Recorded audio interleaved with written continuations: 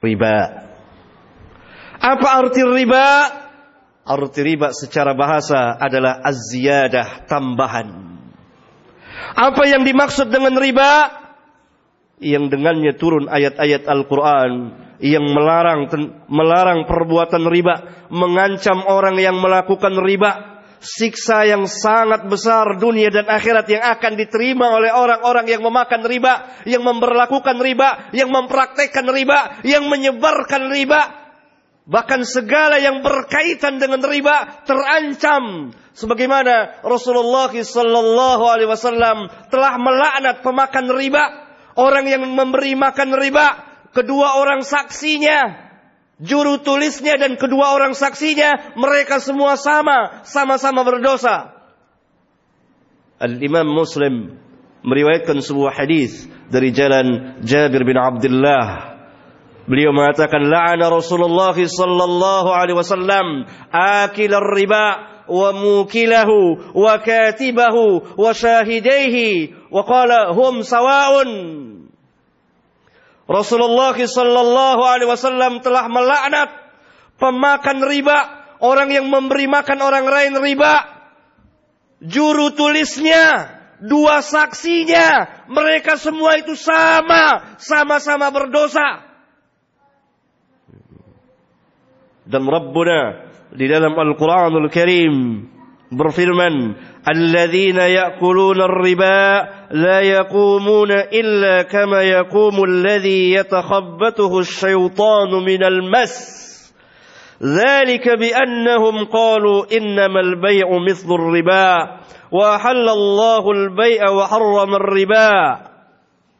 Orang-orang yang memakan riba, mereka tidak bangkit nanti pada hari kiamat kecuali seperti berdirinya orang yang kemasukan syaitan.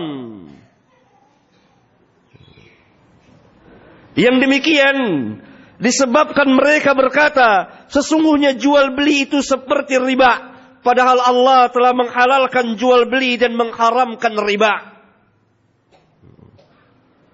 Dalam ayat yang lain Allah Subhanahu wa taala berfirman kepada kita orang-orang mukmin, ya ayyuhalladzina amanu taqullaha wa dharu ma baqiya minar riba in kuntum tu'minun.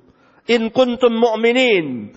Wahai orang-orang yang beriman, bertakwalah kepada Allah dan tinggalkan segala sisa-sisa riba in kuntum mu'minin, jika memang kamu orang-orang mukmin.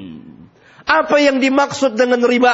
Riba apa yang dipraktekkan oleh orang-orang jahiliyah pada zaman turunnya wahyu ketika Nabi yang mulia sallallahu alaihi wasallam berdakwah? Praktek riba macam apa yang dilakukan oleh mereka? Para ulama menjelaskan, riba sesuai dengan arti bahasa az-ziyadah, setiap tambahan. Orang-orang jahiliyah, riba yang mereka praktekkan adalah seperti ini. Apabila seseorang itu menghutang kepada kawannya, berhutang kepada kawannya, dan kawannya mempiutangkan kepada dia dalam tempo tertentu, misalnya 1 bulan atau 2 bulan atau setahun.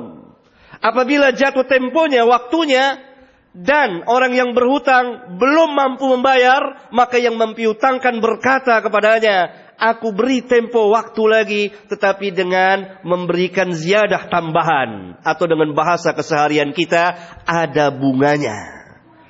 Berarti riba yang dimaksud dalam Al-Quran, yaitu riba an-nasi'ah, riba dalam hutang piutang, pinjam meminjam. Setiap pinjaman yang ada kelebihannya, dengan syarat ada kelebihannya, berapapun besarnya, maka itu riba yang diharamkan dalam Al-Quran dan sunnah Nabi-Nya sallallahu alaihi wasallam, yang diharamkan oleh Islam. Setelah kita mengetahui bahwa arti riba yang dipraktekkan oleh orang-orang jahiliyah dalam masalah hutang piutang, setiap hutang ada kelebihan, ada bunganya, maka apa perbedaannya dengan bank-bank yang ada sekarang ini di dunia ini? Aqulu qawli hadza wa astaghfirullah li wa lakum.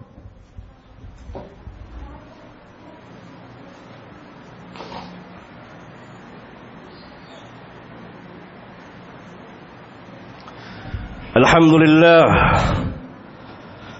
حمدا كثيرا طيبا مباركا فيه كما يحب ربنا ويرضى والصلاة والسلام على النبي الرحمة وعلى آله وأصحابه ومن اتبعهم بإحسان إلى يوم الدين وبعد. Di dalam Islam ada satu ajaran yang sangat mulia sekali, membantu orang yang sedang kesusahan. Salah satu caranya adalah dengan meminjamkan uang kepadanya. Maka dalam Islam urusan pinjam meminjam, hutang piutang adalah urusan murni sosial 100%. Tidak ada embel-embelnya, tidak ada pamrihnya, tidak ada bunganya.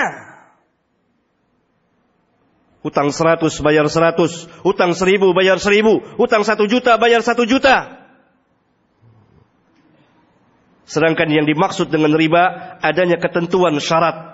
Hutang 100 bunganya 10 rupiah. Hutang 1000 bunganya 100 sekian persen dan seterusnya. Ini adalah ainur riba, riba 100%. Maka bank-bank yang ada di dunia ini yang mempraktekkan seperti ini tidak syak lagi adalah ini praktek riba yang pernah dikerjakan oleh orang-orang jahiliyah ketika turunnya wahyu Al-Quran, ketika Rasulullah SAW berdakwah kepada mereka. Sistem perekonomian yang seperti inilah yang kemudian dikembangkan di dunia saat ini oleh orang-orang Yahudi terutama, karena pertama orang yang mengembangkan riba adalah orang-orang Yahudi. Kalau saudara menyimpan uang di bank, maka saudara akan diberi bunga sekian persen. Bahkan kita berlomba-lomba untuk menarik bunga dari bank sebanyak-banyaknya. Dan bank itu pun berlomba-lomba satu dengan yang lain, bersaing untuk memberikan bunga yang lebih banyak, yang lebih banyak, dan yang lebih banyak. Ini ainur riba. Riba murni dan 100%. Kalau kita ambil bunganya, berarti kita makan riba dan terkena ayat yang mulia ini.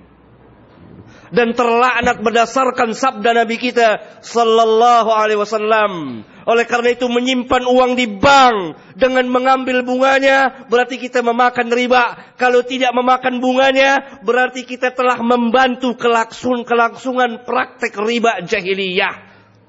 Sedangkan kita tidak boleh membantu sesuatu perbuatan maksiat sebagaimana Rabbuna katakan, wala ta'awanu 'alal itsmi wal 'udwan.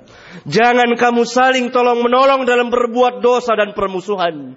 Bank-bank konvensional yang bertebaran di dunia saat ini, para ulama kita telah ijma' mengatakan bahwa ini bank-bank ribawiyah yang diharamkan di dalam Al-Quran dan Sunnah Rasulullah sallallahu alaihi wasallam. Maka hendaklah kaum muslimin berjual beli, berdagang, menegakkan sistem perekonomiannya sesuai dengan syariat Rabbul Alamin. Jangan dia mengikuti cara-cara orang kafir dalam menegakkan sistem perekonomian mereka. Karena tegaknya sistem perekonomian mereka dengan riba, dengan perjudian, dengan penipuan, dengan gharar, dan dengan unsur atau cara pemaksaan atau unsur-unsur pemaksaan. Sehingga terjerat semuanya. Karena itu mereka menguasai perekonomian. Andai kata kaum muslimin memisahkan diri dari mereka, sistemnya berbeda sesuai dengan syariat Allah tabaraka wa ta'ala, pasti perekonomian mereka tidak seperti sekarang ini. Mudah-mudahan khutbah yang singkat ini bermanfaat bagi khatib dan jemaah. Walhamdulillah Rabbil Alamin.